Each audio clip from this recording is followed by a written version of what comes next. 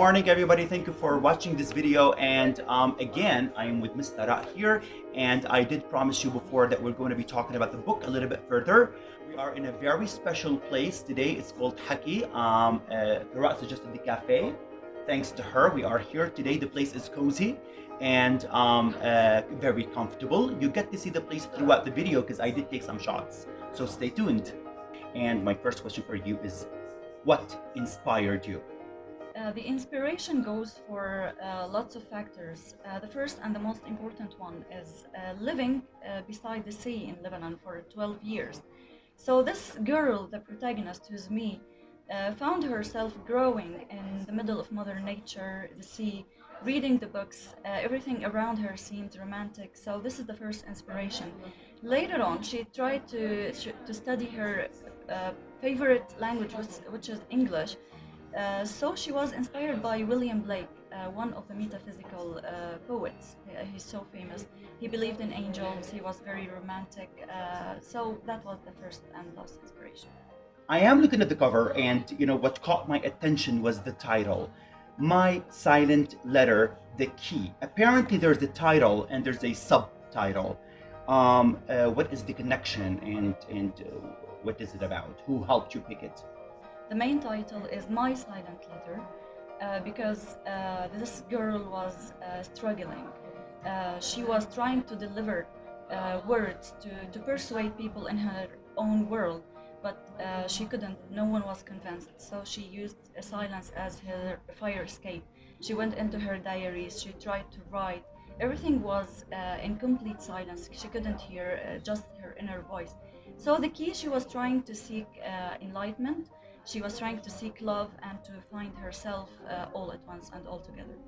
So, it's autumn colors. I mean, did you pick that on purpose? Well, the cover is designed by a very dear and close friend, Adnan Azzam. I'm forever thankful for him. He was the first one to read the book. So he went through the soul, the essence of this book, and he designed the cover based on the general environment.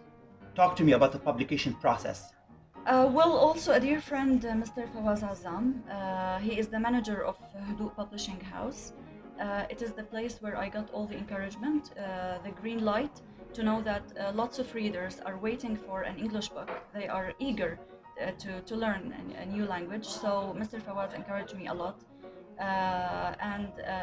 yeah, it was published and approved by the ministry through the house.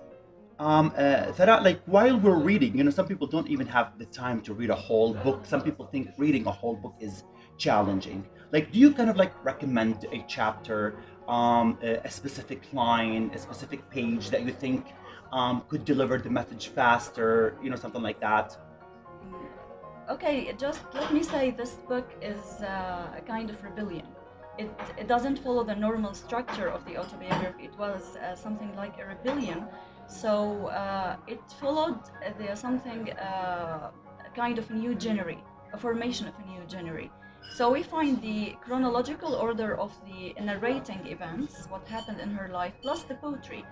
It romanticizes her struggles inside. So I have lots of favorite lines from the poetry, but what came into my mind first was chapter 4, the announcement, where her mom tried to announce the moving into a completely different society.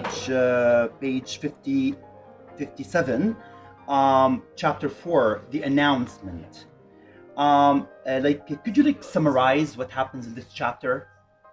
To summarize, the announcement was the biggest problem. It was the biggest struggle for the protagonist because she's not used to the society. She's not used to the people. She's not used to getting along with this amount of new traditions and the culture. So she was trying to face the truth. She tried to deny at first, but she couldn't. So the announcement was difficult to absorb for her.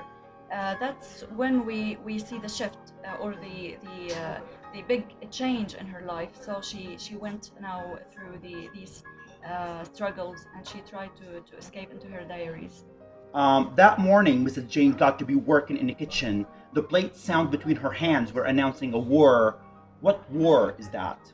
Yeah, she was tensed. She was worried because the protagonist, Bella, wasn't ready.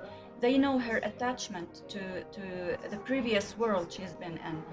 They know she is so close to that environment and she's not ready to change. She was scared and afraid. So yeah, that was the war. They were afraid to announce and tell her the truth. Do you think the novel is relatable? Like I mean, like, do you think people can relate in a way or another to the experience? I believe in relativeness. I mean, it's related to everyone's own experience in life. You might watch a film and see it's nothing, and I might watch the same film and I see it's everything. So based on your own experience and your own emotions and feelings, you'll find something in each book that will touch you in a way. So I think it's relatable, yeah. Tara, did you come from a reading family? Can we say that maybe the environment or the atmosphere that you've lived through your entire life encouraged you, helped to develop that kind of tendency towards writing? Yeah, that helped a lot. My father actually used to write poetry, and my mom as well. So the whole environment was encouraging. Yeah. What would you like to say final words I to would the... like to say thank you very much for watching and stay tuned for our next videos. We talked about the reading club and we are going to have lots of coming activities with the great, the one and only Fidan. Thank you so much. Thank Goodbye, you. Bye everybody. bye. Thank you for watching.